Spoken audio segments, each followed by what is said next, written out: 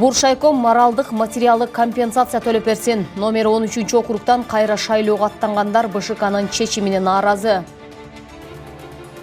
Кызматтан кол жууп, алардын ордуна дайындалган атка минерлер, аткаруу бийлигиндеги кадрдык өзгөрүү.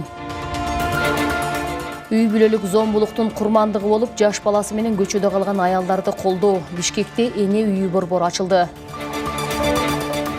Эми ушул жана башка күндүн маанилүү жаңылыктар менен эфирде күн жүрүш маалымат программасынын кечки топтому. Саламатсыздарбы? Сиздер менен мен Шекер Сатыбалдиева. Президент Садыр Жапаров 3 министрди кызматтан алды. Бул тууралуу президенттин маалымат кызматынан билдиришти. Транспорт жана коммуникациялар министри Абсатар Сыргабаев, өзгөчө кырдаалдар министри Бобек Ажикеев жана жаратылыш ресурстары, экология жана техникалык көзөмөл министри Медер Машиев кызматтан кетти. Ал эми орду бошогон атка минерлердин ордуна милдетин аткаруучулар дайындалды. Өзгөчө кырдаалдар министринин милдетин Урматбек Шамырканов аткармай болду. Ал эми Талантбек Солтобаев транспорт жана коммуникациялар министрлигине келди. Жаратылыш ресурстары, экология жана техникалык көзөмөл министринин кызматын убактылуу Акыл Токтобаев аткарып турмакчы. Аталган жетекчилердин талапкерлиги жогорку кеңешке макулдашуу үчүн киргизилет. Борбордук шайлоо комиссиясы номер 13 шайлоо округу боюнча кайра шайлоого катышып жаткан талапкерлерге эскертүү берип, расмий кайрылуу жасай элек. Бул туурасында аталган округдагы кайра шайлоого катышкан талапкер Нуркан Койчуманова билдирди. Буршайком тергөөнүн жыйынтыгын күтпөй кайра шайлоо жарыялаган үчүн бизге моралдык материалдык компенсация төлөшү керектигин айтат. БШК 13 февралдагы отурумунда номер 13 округдагы жокко чыккан шайлоонун жыйынтыгы жаңы жагдайлардан улам кайра каралып өттү деп таануу чечимин кабыл алган. Мындан улам талапкерлердин шайлоого кетирген чыгымдары күрөөсү кайтарылабы деген суроо жаралат. Токтом кабыл алынды. Ушул Борбордук шайлоо комиссиясы тергөөнүн жыйынтыгын күтпөй кайра шайлоо жарыялаганы үчүн бизге моралдык материалдык компенсация төлөш керек. Бул туурасында аталган 13 округдагы кайра шайлоого катышкан Нуркан Койчуманова билдирди. Анын айтуусунда Буршайком саясий жарышка катышып жаткан талапкерлерге алдын ала эскертүү берип, расмий кайрылуу жасай элек. Талапкерлер шайлоонун жыйынтыгы жаңы жагдайдын негизинде каралып таанылганы боюнча социалдык тармактардан көрүшкөн. Кайта эскертүү билдирүү келиш керек да. Анан жөн эле бизди карап туруп эле бүттү кылып койду да. Кандай экен? БШК ошол жанагы 5 февралда биринчи шайлоонун иши боюнча кыскартылды. Бүтүндөй баягы айыптоочулар немесин алды деген да. Өзүнө тиешелүү жазасын алат деп. Анан кайра эле тигилерди актап коюп атпайбы жаңы жагдайлар боюнча деп. Анда тергөөнүн жыйынтыгын толук күтүш керек эле да. Бул жерде БШКнын чоң кемчилиги. Ошон үчүн бизге ал моралдык да, материалдык да жактан компенсация да төлөш керек. БШК номер 13 округ боюнча чечимин кайра шайлоонун үгүт иштери жүрүп жатканда кабыл алган. Ага чейин талапкерлер Буршайком уюштурган айыл өкмөт шаарлардын тургундарына шайлоо алдындагы программалары менен тааныштырып баштаган. Аталган округтан жогорку кеңешке талапкерлигин койгон Гүлнур Апсабырова Буршайкомдун эскертүүсүз чечими талапкерлердин моралдык укугун тебеледи дейт. Анткени 5 февралда БШКнын төрагасы Тынчтык Шайназаров баштаган жетекчилер Нокен районундагы эл менен жолугушууда Шайназаров биринчи шайлоонун жыйынтыгы жокко чыгарылып, кайра шайлоо адилеттүү өтүп, мыйзам бузууга жол берилбей турганын убадалаган. Күрөөнү гана төлөп беребиз, анан калган чыгымдарын бул отурумда айта албайбыз деп койду. Аларга айтыш оңой, а могул жакта кандай аракетчилик болуп атат? 1-2 адам болсо экен, бул жерде почти 22 адам катталды уже. Катталуу иштери башталган болчу.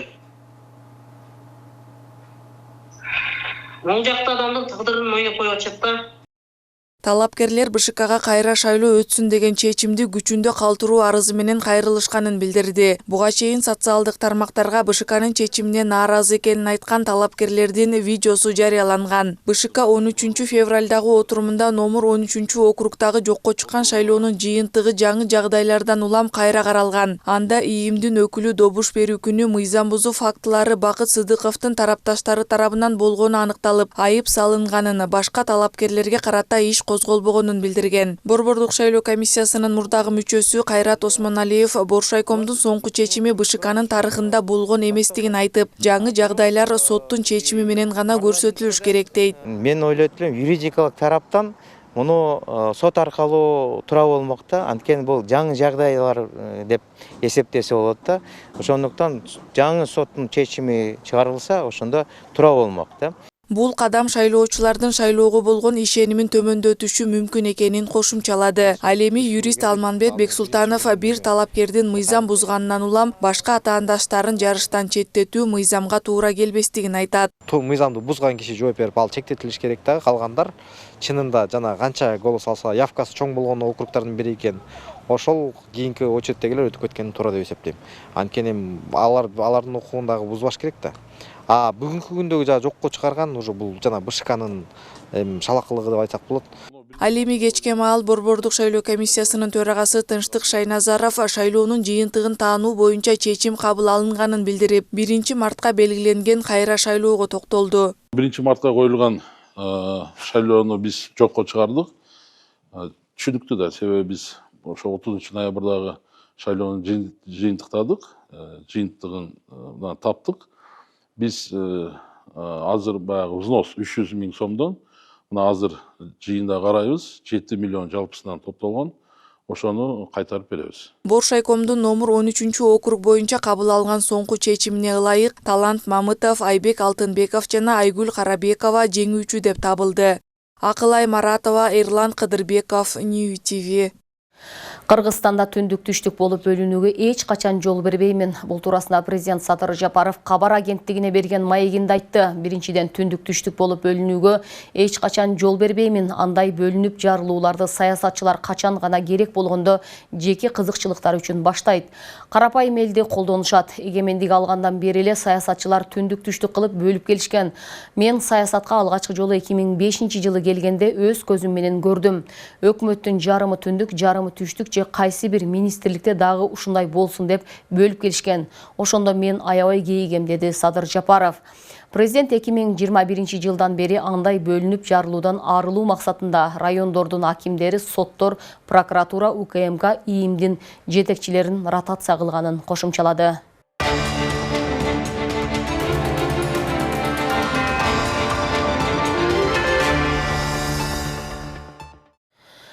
Бишкекте мыйзамсыз иштеген 3 реабилитациялык борбор аныкталып, биринде адамдар каза тапкан. Бул тууралуу УКМКдан билдиришти. Комитет Хидальго, Решение жана Бишкек Маяк аттуу 3 борбордун иши токтотулганын белгиледи. Аталган жайдын директорлору жана айрым кызматкерлери дарылоодо бейтаптарга адаттан тыш ыкмаларды күч менен колдонушкан. Алар электрошокер пайдаланып, дарыланып жаткандарды байлап түрдүү жолдор менен кыйнашкан деп айтылат маалыматта. Аталган борборлордо бейтаптарга колдонууга тыюу салынган, күчтүү таасир этүүчү психотроптук препараттар табылган. Мындан тышкары Бишкек Маяк реабилитациялык борборунда дарыланып жаткан бейтаптардын ичинен 2 өлүм аныкталганы белгилүү болду. Азыркы учурда атайын кызмат тарабынан бул адамдардын өлүмүнүн бардык жагдайларын аныктоо боюнча бардык зарыл болгон ыкчам иликтөө иш-чаралары жүргүзүлүп, анын негизинде юридикалык баа берилет. Соттун чечими менен аталган борборлордун директорлорунун жана кызматкерлеринин ичинен 7 адам кармалып камакка алынган. Ош шаарында опузалап акча талап кылууга шектелип 32 жаштагы жаран кармалды. Бул тууралуу шаардык милиция билдирди. Маалыматка ылайык шектүү Ош шаарында убактылуу жашап жаткан жаранды телефон аркылуу Делюкс мейманканасынын жанына чакырып, өзүн милиция кызматкери катары тааныштырып, 3-5 суткага камай тургандыгын айтып коркутуп, андан 15 000 сом алып кеткен. Ошондой эле ал жабырлануучудан ар жума сайын 10 000 сомдон акча берип турууну талап кылган. Бул факт боюнча кылмыш жаза кодексинин опузалап талап кылуу беренесине ылайык кылмыш иши ачылган. Шектүү 35 жаштагы жаранды да коркутууга алып, анын колунда турган капчыкты 7700 сомун ачык түрдө тартып алган жана кошумча акча таап коюуну талап кылып, жабырлануучу жашап жаткан батирден чыгып кеткен. Бул факт боюнча кылмыш жаза кодексинин 206 беренесинин ачык түрдө мүлк тартып алуу бөлүгү менен кылмыш иши козголгон. Натыйжада Кара Суу районунун тургуну колго түшүрүлүп, убактылуу кармоочу жайга киргизилген. Аталган жаран буга чейин бир нече жолу соттолгондугу аныкталган. Учурда тергөө иштери уланууда. Финанслык жөнгө салуучу органдын маалыматына караганда белгисиз адамдар өздөрүнүн улуттук банктын кызматкери катары тааныштырып, мессенджерлер аркылуу жарандарга алардын атына акча которулгандыгы, бирок ал акча каражаттарды алуу үчүн комиссиялык төлөм төлөө зарылдыгы жөнүндө билдирүүлөрдү жөнөтүп жатышат. Ушуга байланыштуу улуттук банк жарандарга бул алдамчылык схемасы экендигин эскертет. Мындай билдирүүлөргө жана чалууларга ишенбеңиздер жана бейтааныш адамдарга акча которбоңуздар. Эгерде күмөн санасаңыз, расмий булактардагы маалыматты кайрадан текшериңиз деп айтылат маалыматта. Эскерте кетсек, улуттук банк жарандарга телефон чалбайт, кызматкерлердин күбөлүгүн жана башка расмий документтерди мессенджерлер аркылуу жарандарга жөнөтпөйт, акча которууну суранбайт, ошондой эле жеке адамдарды тейлебейт, эсеп ачпайт жана калкка насыя бербейт. Эгерде сиз алдамчылардын курмандыгы болуп калгандыгыңызды түшүнсөңүз, банк картасын дароо бөгөттөп тез арада укук коргоо органдарына кайрылыңыз. Кыргызстандык Royal Pure Gold брокердик компаниясы ITS эл аралык платформасы менен келишимге кол коюп, соодага кошулду. Маалыматка ылайык, бул келишим Кыргызстандан келген инвесторлорго эл аралык рынокко чыгууга мүмкүнчүлүк берет жана аларга дүйнөдөгү эң ири компаниялардын жана 3200дөн ашык акциялардын сатып алууга жана сатууга мүмкүндүк берет. Мындан улам бүгүн Бишкекте Кыргызстандык Royal Pure Gold брокер алгачкы жолу Казакстандык ITS соода аянтчасы менен биргеликте алдыңкы жалпыга маалымдоо каражаттарынын өкүлдөрүнүн катышуусунда бейформалдуу жагдайда өлкөнүн фондулук рыногун өнүктүрүүнүн негизги трендтерин жана келечегин талкуулады. Анда Кыргызстан үчүн Royal Pure Gold компаниясынын ITS-ке кошулушу жөн гана бүтүм эмес, кванттык секирик экени айтылды. Тактап айтканда, Royal Pure Gold үчүн ITS-ке туташуу кардарларга эл аралык рынокторго чыгуу мүмкүнчүлүгүн берет жана инвестициялоонун эшиктери өлкөбүздүн ар бир тургун үчүн ачык экени маалымдалды. Аталган компаниянын башкы директору Арстанбек Абдикапаров белгилегендей, келечекте инвесторларды көбөйтүп жана жарандардын финансылык билимин жогорулатып көтөргөнгө аракет кылабыз дейт. Азыркы учурда бизде кыргызстандык брокерлер только кыргыз фондулук биржасына доступ берчү. Биз болсо биринчилерден болуп эл аралык Астана борборуна кирип, участник болуп ITS платформасына биринчи участниктерден болуп кирдик. Азыркы учурда клиенттерибиз болсо Европанын, Американын акцияларын алганга мүмкүнчүлүктөр пайда болду. Миссиябыз болсо негизи ошо финансылык рынокты максимально жөнөкөй, жеңил кылып биздин жарандарга берүү. Ошол максатты көздөп, азыркы учурда өзүбүздүн платформаны регистрация кылып, ишке жүргүзүп жатабыз. Бишкекте бүгүн экинчи эне үйү ресурстук борбор ачылды. Бул жерде жашоодо кыйынчылыкка учураган, баласы менен көчөдө же кооптуу чөйрөдө калган аялдарга, ошондой эле зомбулукка кабылган же кысымга алынган аялдарга жардам көрсөтүлөт. Борбордун негизги максаты жаңы төрөлгөн ымыркайлары бар энелерге ар тараптуу жардам көрсөтүү, аялдардын укуктарын калыбына келтирүү жана алардын өз алдынча жашоосуна көмөктөшүү экени айтылды. Оор кырдаалга туш болуп, бул мекемеге кайрылган аялдар үчүн кандай шарттар түзүлгөн кесиптешим баяндайт.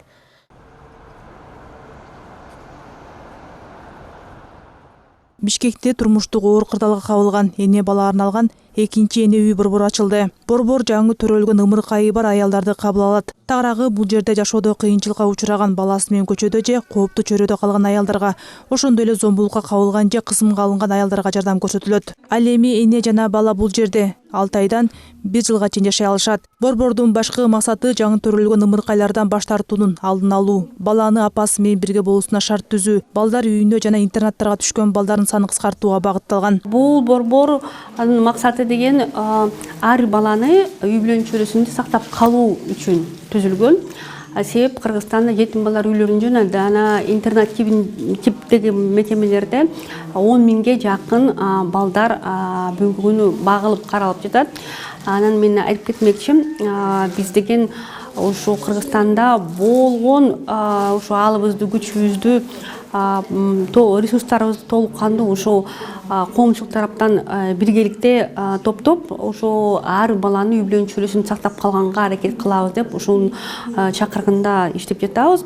Анан себеп деген интернет тилинде бага алган балдар, мындай мээрими жок бага алган балдар деген алар жетим балдар үйлөрүндө бага алган балдар, алардын түзмө-түз физикалык жана психологиялык ден соолугуна зыян келет. Ишенем, эгерде бир ошо оор кырдаалга учураган үй бүлөлөргө убагында кол сунуп алдынан иштерин көрсөтсөк, анда биздин балдар мыйзам бузууга да барбайт, жетим балдар үйлөрүнө түшүп калбайт. Анан келечекте ошо Кыргызстанды алдыга көтөрө турган, өнүктүрө турган инсандар болуп чоңоюшат. Бул мына уктайт турган бөлмө, бул жерге 2 энеге арналган. Анан ар бир баласына ушундай кичинекей как кровать алынган.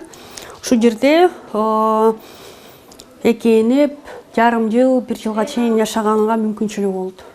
Азыркы тапта бул борбордо 12 эне ымыркайлары менен убактылуу жашап жатат. Ар бири турак жай, психологдук жана юридикалык жардам, ошондой эле социалдык багытында колдоо алууда. Турмуштук оор кырдаалга кабылган энелердин айтымында борбордо аларга өздөрү жана балдар үчүн бардык шарттар каралган. Мен 23 жаштамын. Бул жерде жашаганыма 3 жумадай болуп калды. Борбордо эне балага бардык шарттар түзүлүп, мага абдан жакты. Ошондой эле бул жердеги кызматкерлер жардам берип жатышат, жана дагы бизге жумушка орношууга көмөктөшөт экен. Они помогут и работу найти. Турмуштук оор кырдаалга кабылган атына тагысы келбеген 31 жаштагы дагы бир эне төрөлгөнүнө 12 эле күн болгон кызы менен ушул борбордо 2 күндөн бери башкалкалап жашоодо. Айтымында келин 20 жашында турмушка чыгып, ошондон тарта үй бүлөлүк сомбулукка кабылып, турмуштун оор запкысын тартып келет. Азыркы тапта 2 баласы жолдошун колунда экенин жана балдарын бербей үйдөн кууп жибергенин айтат. Коргой турган ата-энеси же бир тууганы жок жаш келин учурда балдарын сагынып, жолуксам деп көзү төрт болуп турат. Мамам мени кичинекей кезимде алей кезимде ташып кетип тайным колуна. 40-чыйлыкта, мындай кезимде. Бир туугандарыңыз барбы? Өзүм жалгыз элем. Күйөөм да кайнычама көтөн чачтан жулушап элем. Балдарыңыз менен сүйлөшпөйсүз? Сүйлөштүрбөйт дагы. Такы көрсөтпөйт? Көрсөтпөйт дагы. Билбейм, мына боюндарда эле алып келишкен экендер. Көргөзгөн жок, кайда келемчи. Бир да көргөзгөн жок, буяка алып келгени. Белгилей кетсек, былтыр май айында Бишкек шаарында эне балага арналган алгачкы эне үйү ресурстук борбору ачылган. Азыркы тапта ал жерде да жашоодо кыйынчылыкка учураган, зомбулукка кабылган же кысымга алынган 9 энеге ар тараптуу жардам көрсөтүлүүдө. Алина Жапаркулова, Нурсултан Абдыразаков, Нью ТВ. Жазгы каникулда окуучулар бир эле күн эс алат. Бул тууралуу Агартуу министрлигинин 2025-26 окуу жылынын мектептик каникулдарынын графигинде көрсөтүлгөн. Ага ылайык окуучулар 6 мартта окубайт, ал эми 7-8 март дем алыш күндөргө туш келгендиктен сабактар болбойт. Окуу процесси кайра 9 марттан тартып улантылат. Адатта балдар Нооруздан кийин эс алышчу. Мындан тышкары 1-10 майдагы майрамдарда каникул деп көрсөтүлгөн. Бирок анда мектептер башка мекемелер сыяктуу эле иштебейт. Сабактар 11 майда башталат. Бүгүнкү көрсөтүүбүз мына ушундай жаңылыктар менен жыйынтыкталат. Эртеңки эфирлерден көрүшкөнчө саламатта болуңуздар.